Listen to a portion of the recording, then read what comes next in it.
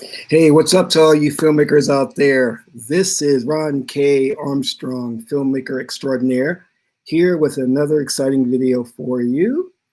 And in this video, I'm going to talk about supports Black women and vilifies Black men. But before I do that, I want you to hit the like button on this channel. And if this is your first time to my channel, hit the subscribe button to get notifications on when I go live and when I upload recorded videos. Well, I was about to relax for a quiet evening, and I was going to watch Lost in Space on Netflix. And I'm a big fan of the original Lost in Space. I loved that show when I was a kid. I used to watch it all the time. And of course, Netflix has, they made a movie, Lost in Space, which really didn't do that well. It wasn't that great. So Netflix has made a series called Lost in Space. So I was actually watching that. And I became so upset that I had to just stop watching it. I only got through 10 minutes of it, and I just couldn't put up with it. And I'm going to tell you why. What you're seeing now that's happening in Hollywood is identity politics. It's this whole SJW thing, virtual signaling. You're not getting original creative stories told from a perspective of great narratives. The art of great storytelling is gone. Now what you have is propaganda, promotion of identity politics, and mind control programming. That's what's going on now. And Lost in Space is a prime example of that. And more recently, we've seen with the new Star Wars that Disney put out, that garbage, that Star Wars was awful. It was awful. And the word is that Disney is trying to erase that trilogy now to get rid of it. Thank God, because Rey was an awful character, and all three films were just about identity politics, making Rey into a Mary Sue. But I'm not here to talk about that. What I want to talk about is an important issue that's going on in Hollywood, meaning that it has become more about programming, about trying to control the minds of the youth, try to steer the direction of a culture. And films like Ghostbusters, released 2016, all-female cast, Terminator Dark Fate, and Star Wars are prime examples of that, where they're shitting on the original films, rebooting them, and basically using the films as a platform for mind control. And this gets into the arena of creating this gender war between white males and white females, propping up white females and making the white males seem incompetent, dumb, aggressive, toxic masculinity, all of the above. But what has happened that I'm noticing that's really, really a cause for concern is what they're doing when it comes to Black women and Black men. I'm seeing this effect of shoehorning Black women into films while vilifying Black men. Either they're taking the Black male characters and they're portraying them as the villains, emasculating them, portraying them as incompetent. And most recently, we saw with the billion-dollar hit, Black Panther. And if you are a fan of Black Panther and you read the comics and you saw the animated special by I think it was the Hughes brothers on BET, Black Panther is supposed to be a genius, even surpassing Tony Stark's intellect. But what did they do with the movie? Not only did they emasculate him, because the masculine character was Killmonger, who, again, vilified him. He was the villain. But T'Challa had to rely on his sister to create his technology, his suits. And he is supposed to be the brainchild, the genius. And so what we're getting now is what I'm seeing coming out of Hollywood is basically shoehorning Black women into films and into TV commercials. And it's sticking out like a sore thumb. Let me give you an example here. I was going to watch Lost in Space. Again, the original Lost in Space is one of my favorite shows. I just love the Robinson story, getting lost with the Jupiter 2. And I want you to see here this quick clip that really caught me off guard. And I heard about this through press clippings that you had the family, the Robinson family, and there was a young black girl they were putting in there. I'm like, well, how does that work? She's not a Robinson unless they adopt her. And let's take a look at this really quick here. There she is.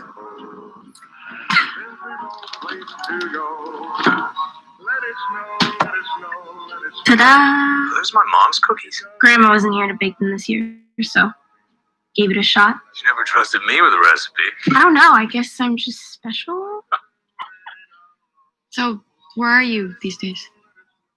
You know, I can't say. Well, wherever you are, it's night, which rules out Europe, Africa, the Middle East. Now I'm looking at this Asia, white family. Australia. And I'm seeing this young black girl sit our there, and I'm like, who is this black girl? See if I can get this a little bit better so we don't have the glare. You guys are too smart. Dad! I missed you! The young black girl, Daddy! She grabs him. All right. So not only did that catch me off guard, follow me here. So I'm watching the rest. So I gave it a chance. And then what we see happen is the mother is the genius. Mom, no! Hey, what are you doing? We haven't tested the atmosphere. You already did. Look. If the air was toxic, you'd be dead by now.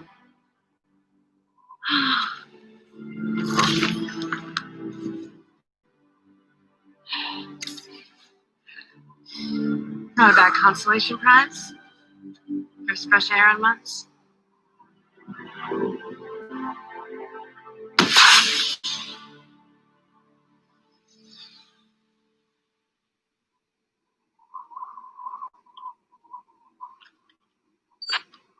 Mayday, Mayday, this is Jupiter 2. Do you read? Over.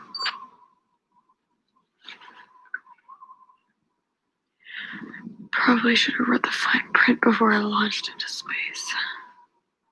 Okay, let's figure out where we are. We evacuated the Resolute halfway between home and the Just colony. call it Earth. It's not your home anymore.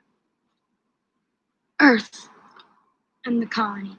This planet is unlike any we have ever mapped. Wherever we are, it's a Goldilocks planet. Earth-like atmosphere, air pressure, gravity. Clearly, no lack of water. It's the odds of that happening. So what you have is the mother serving as like the patriarch. There's more focus on her and the girls than there are of the male characters. And so she's really super smart, while John, the father, it takes a back seat to her. And in fact, he seems a bit reckless and unsure of himself and puts the kids in danger. Now, I want you to take a look at this scene here. This is very important. If I can get to it here. What do you mean? Look at the color. Bright white. If it was rocket fuel, it would be reddish. Right. Okay, hint. It's not a chemistry question. It's a geology question.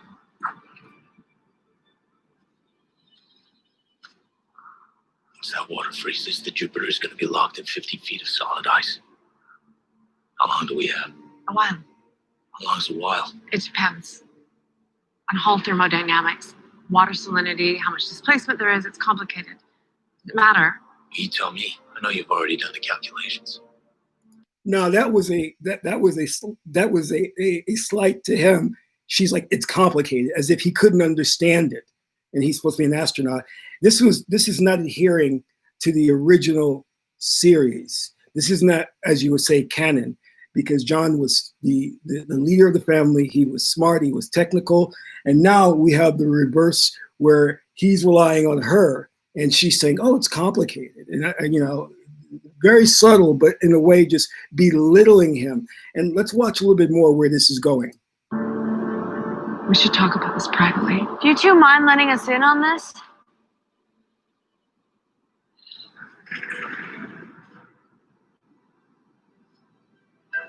In 6 hours, the sun's going to go down, and indications are it will drop to 60 degrees below zero, at which point our power cells will die. And so will we. We can't go anywhere because of your I leg. am still figuring it out. What if you can't? Then you leave me here. You descend the glacier, and it'll be warmer down there. No. No, Mom. There's another way. This is Go important. back down. Check this Get one out. of the big ion lithiums to recharge the suits. Not with that tear in your suit. Airlock's too far, you'd be dead in minutes. The broken top hatch. It's closer. It'll only be a quick trip in and out. No, She's the only one who'll fit. no, absolutely not. She did the same training, passed the same tests. You can't train for this. Actually, you can. And he did. Well, John. come with me. Come on. John! Now what happened was that Jupiter 2 is submerged in water. It's just freezing, and he wants Will to put his spacesuit on, dive into the water, and crawl and go through the hatch, okay, to get the supplies. All right. Now, if you remember the original series of Lost in Space, Will was very, very proactive, and he was a scientist. He was a very intelligent young kid, and a challenge like this is something he would definitely be up to. So let's watch further what they have done with these characters. Okay. Okay, listen to me. All you have to do is go back in the same way you came out. Supply room's right there. It's easy. Okay? You take your jacket off. Now, noticing how scared Will is. He's Buddy, frightened. it's no different from EVA tank training. You get back home. Okay? I'm gonna get the suit. He's panicking. And what happens here? Okay, here we go. Let's put this back on. I got this, Squirt. Judy! The daughter Judy jumps in Will's place. Judy. Do you understand what's going on here? How they've totally revamped these characters to emasculate the males, totally rewriting Will's character as a boy genius, as very assertive, a risk taker, making him a coward. The father irresponsible. The father doesn't know anything, has to rely on the mother for technical knowledge. How did the father get into space? But now, understand also, as I mentioned before, they had to shoehorn Get back up here right the now. black female character in, because again, this is a white family. What is she doing here? Why was she was never part of the original series? The original show never had a black character. Never had a black character, especially as a member of the Robinson family. You know, so I'd like to know what is the purpose of putting her character here? What is the purpose of this? Of having this young black girl in the show? It's literally going out of their way to make her a part of the family. Something they would never do with a black male character. Here she is, sticks out as a sore thumb. Okay, so what they have done is they have set the stage for a gender war between white males and white females in Hollywood. Along with the Me Too movement, you can see this, the whole campaign about toxic masculinity. They have to emasculate white males, prop up white females as the intelligent ones, the alpha female, alpha males, if you want to say it that way, and diminish the role of the white males. And we saw this in Terminator Dark Fate, Star Wars, Ghostbusters 2016. This is mind programming, what they're doing. All right. But it gets worse, because when I'm looking at this, and I mentioned Black Panther before, how he's supposed to be the most intelligent person on the planet. To have him be second to his sister, who's building his suits and doing all this technology, is an insult. And now what we're seeing is them shoehorning black women into films and storylines where they don't belong, because they want to create that gender war as well. They want to use black women as their tool to cause the rift between the black family. This comes about through other shows as well. Let's look at example, Star Trek Discovery, a show that I never watched because it doesn't stay true to Star Trek, Gene Roddenberry's vision. And we have this character here, and I'm like, what? Star Trek was about the entire crew. Yes, James T. Kirk was the captain, but you had Spock, you had Bones, and they all had a very, very interesting, character dynamic. Here, this character's name is Michael, which is it's just, why would you name a girl Michael? But they shoehorn her into this, and it's full of identity politics here, and so much so that I don't even watch it. I'm a big Star Trek fan. And then we have Watchmen here. This woman, very, very, superhero, assertive, kick butt, black woman. There were no black characters originally in the original movie of the Watchmen, so they put this in there. And it goes on. What we will see now is with James Bond. They're doing it with that. Now, this may seem, somebody may say, well, do you have a problem with black women having lead roles? Of course not.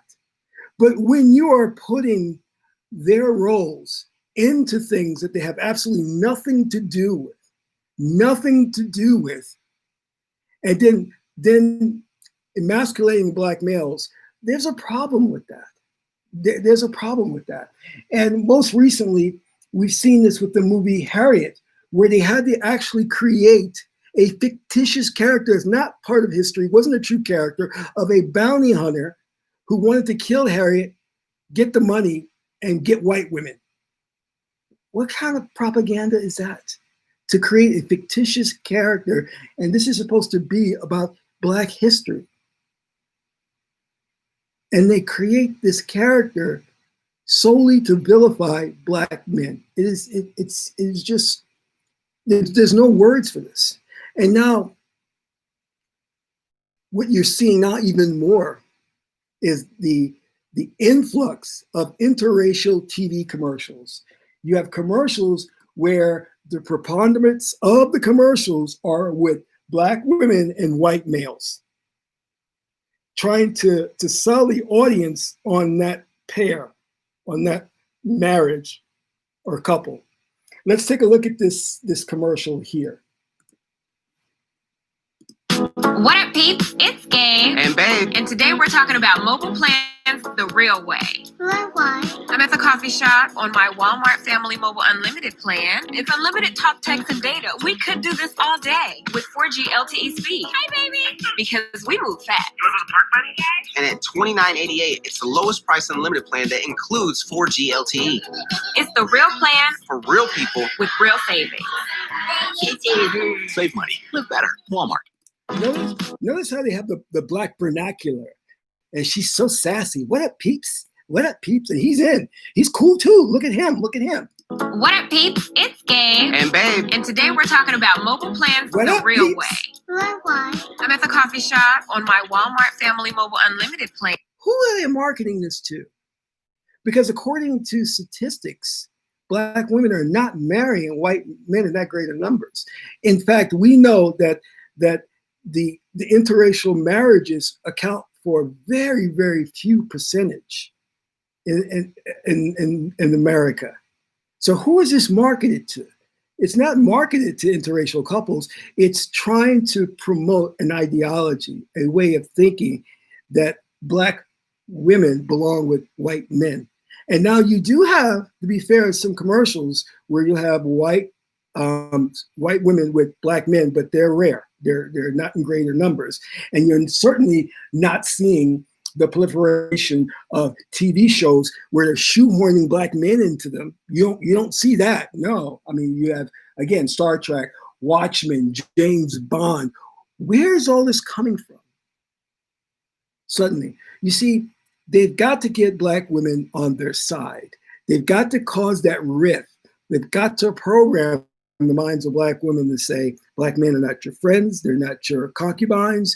They are your oppressors. We white men are your supportive platform, your supportive mechanism. Come to us.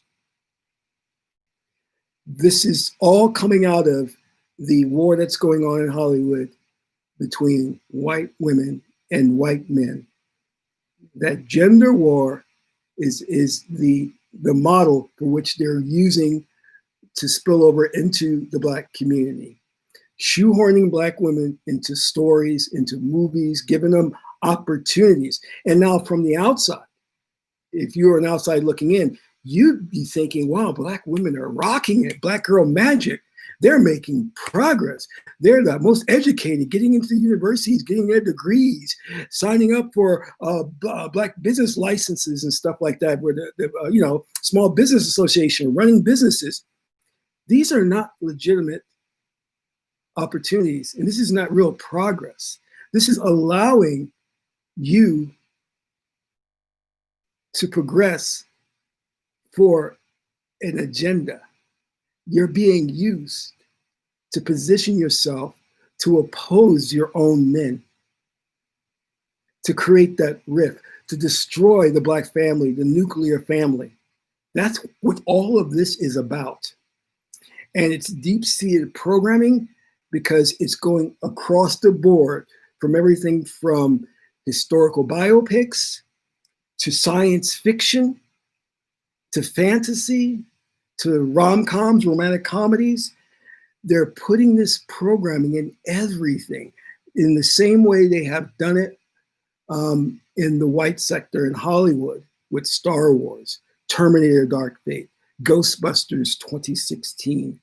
We're seeing it spill over into the Black community, using Black women as pawns by giving them opportunities that, in my mind, many of them have not earned, but making it seem like it's organic progress. Like, you girls are rocking it. Black girls rock. Black girl magic.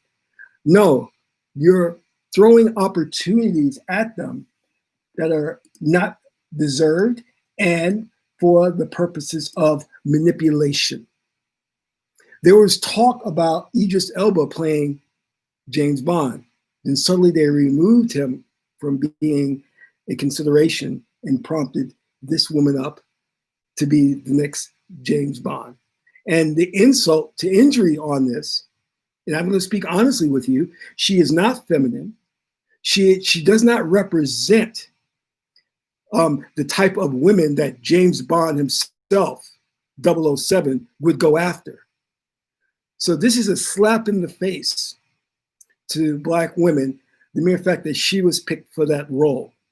Particularly, I would love to have seen, if you're going to pick a, get like a Halle Berry in there, if she had a little better acting, but you understand what I'm saying. So the catalyst for all of this was Lost in Space, me watching this, being dumbfounded as to what this Black girl is doing here amongst a white family in outer space. You're asking me to take a lot of leaps of faith here. I've already said, okay, I'm going to believe this whole thing about a family, which doesn't really happen, in a spaceship. Jupiter 2 gets lost in space, and it happens to be one Black girl who's also a member of that family too. It's just like, what is Hollywood doing? What Hollywood doing is they're insulting your intelligence, and they're trying to manipulate you. And they're using mind programming to get you to create a conflict where there is no conflict. They want to make it seem, as in the case of Star Wars with Rey, Mary Sue, that white girls rock. White girls are just as intelligent and just as strong as white men. But really, they're not really trying to communicate that, because we all know that women can compete against men in some arenas. But what they have to do is they have to belittle white men, castrate Black men, vilify Black men, so they can prompt up the women. And anybody will tell you this, the way that you move in to take over is you eliminate the opposition. Strong, patriarchal male leadership represents an opposition to the established order.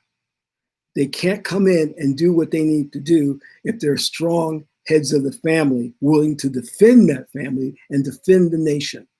So they have to emasculate, castrate these males, belittle them publicly and globally to the global audience.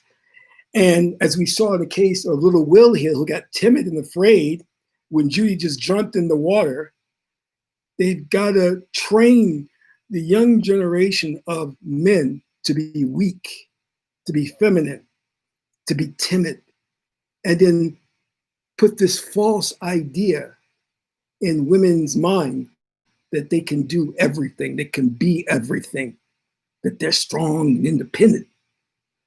And it's all a facade. It's all a game, because what they want to do is they want to reverse the gender roles. They want to set the stage so they can come in, take over, and control your mind. And strong male opposition stands in the way, which is why you'll find in a lot of churches, especially Black churches, you won't find a lot of men there, Black men, because men are super critical. Men are leaders. They're not going to follow a preacher, a pimp pastor. They're going to lead instead. So take this for what you will. I'm letting you know what's happening, what's going on with the programming.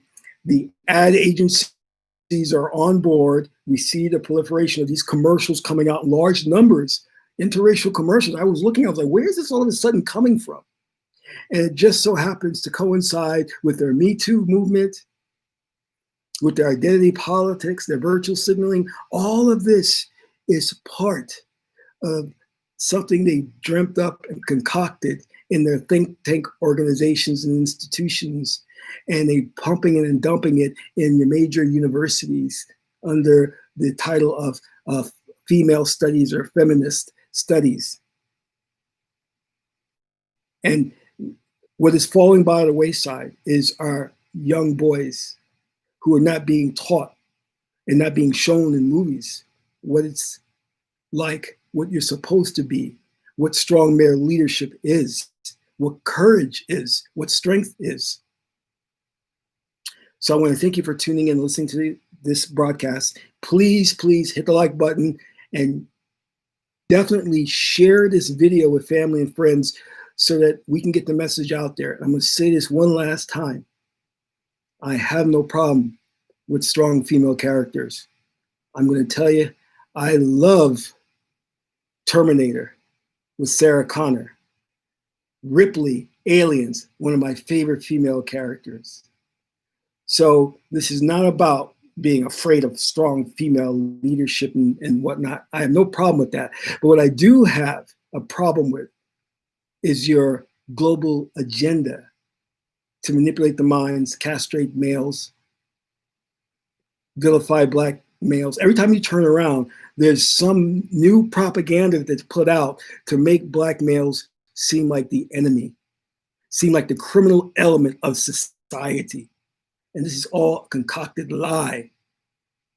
And if we're not careful, if Black women are not careful and not be vigilant and see through the smoke and mirrors, then they will fall for it and drink the Kool-Aid and think that they are rocking it, getting roles in Hollywood, making progress.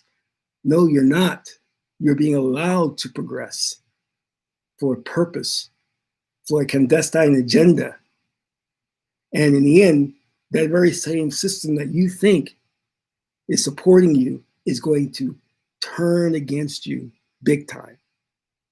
This is Ron K. Armstrong, filmmaker extraordinaire. Until my next video, keep making films.